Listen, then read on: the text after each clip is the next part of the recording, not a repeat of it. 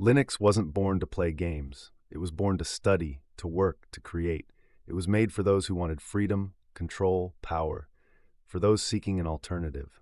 Yet one day, the world of gaming knocked on the Penguin's door. And when that door opened, Doom came in. A brutal, technical, frantic game that didn't ask permission. From that moment on, Linux was never the same. This is the story of Doom, but not just as a video game. This is the story of who created it, how it was born, the wild decisions that made it legendary, and how it forever changed the relationship between Linux and gaming. Doom was born in Texas in the early 90s. The team was small, but brilliant. John Carmack and John Romero are the best-known faces, but the whole id Software dream team deserves credit. Adrian Carmack, Tom Hall, Sandy Peterson. Carmack was the technical brain, a next-level programmer capable of writing revolutionary graphics engines with clean, essential, powerful code. Romero was the rock and roll heart, charismatic, impulsive, creative. In 1992, while the world was still playing side-scrolling graphics, Carmack invented a rendering system that simulated 3D on 2D machines, the engine behind Wolfenstein 3D. But it wasn't enough. They wanted something more violent, faster, crazier. That's how the idea for Doom was born. Development of Doom began in January 1993 and lasted about 7 months. 7 intense months, with the team working 10 to 12 hours a day. Officially, id Software had just 7 employees. Unofficially, it was a bunch of hackers and visionaries in what looked more like a garage than a company. They used Next Step workstations, an operating system derived from Unix, designed by Steve Jobs after Apple. Funny, right? The engine behind Doom was developed using tools and systems close to the Linux world, long before the official port. The first playable internal demo was ready in May 1993. The game was written in C, with some parts in assembly to optimize performance on 386 processors. Carmack rewrote the engine from scratch multiple times during development. The game was built to support modding from day one. WAD files, containing maps, sounds, textures, were made to be replaceable, a revolutionary move at the time. No one else was doing this. Doom wasn't just a game, it was a platform to make games. The name Doom came from a Tom Cruise line in The Color of Money. Romero proposed it, and Carmack approved instantly. It sounded right. Menacing. Perfect. Their development environment was fully networked. Every team member could compile, test, and edit in real time. Many weapons and monsters were inspired by Dungeons and Dragons, which the team played on weekends. And the textures? Many were created by photographing raw meat, hardware store objects, and even the office floor. Some demon sounds were just slowed-down, filtered pig grunts. The chainsaw, a real logging saw, recorded live. The very first death match in history, played locally between Carmack and Romero. The first frag ever happened in their office, between the game's creators. In 1994, Dave Taylor, an id Software developer, began porting Doom to Linux. It was a personal passion, not a marketing move. To make it run, you needed OSS audio libraries, kernel patches, specific video drivers. It wasn't user-friendly, but it worked, and the community went wild. In 1997, the engine's source code was released under the GPL license. A bombshell. It opened the door to a new era, the era of free gaming.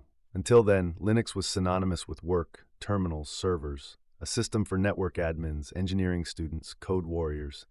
Playing games on Linux felt like a contradiction, almost heresy. But Doom changed everything. Not just because it ran on Linux, but because it brought with it an aesthetic, an attitude, a challenge. It was raw, direct, free, and Linux suddenly felt like its perfect habitat. Gamers, even DOS veterans, started looking at Linux with curiosity. If you could get Doom running on Linux, you earned respect. It wasn't just double-click and play. You had to compile, set environment variables, configure audio libs. It was a game and a rite of passage. Distributions began including open-source engines in official repos. Many late 90s live CDs, like Knoppix, Damn Small Linux, or early Slacks versions, came with PerBoom pre-installed. On IRC channels and forums like slash.linuxquestions or comp.os.linux.games, the most frequent thread was, "How do I get Doom audio working with ALSA?" Every WAD was a treasure, every mod an experiment. Playing Doom on Linux meant I'm one of you. Just like that, Doom shattered the myth. Linux wasn't incompatible with fun. It was just a different, freer, harder, more rewarding way to have fun. ID Software's gesture wasn't isolated. After Doom, there was no going back. In 1999, the Quake source code was released. In 2005, Quake 3 Arena.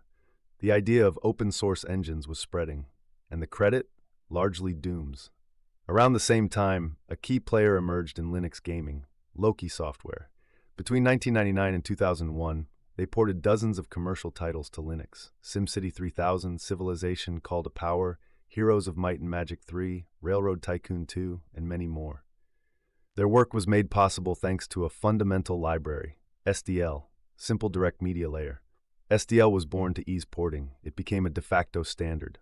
Today it's used by Valve, Epic Games, RetroArch, and thousands of open and commercial projects.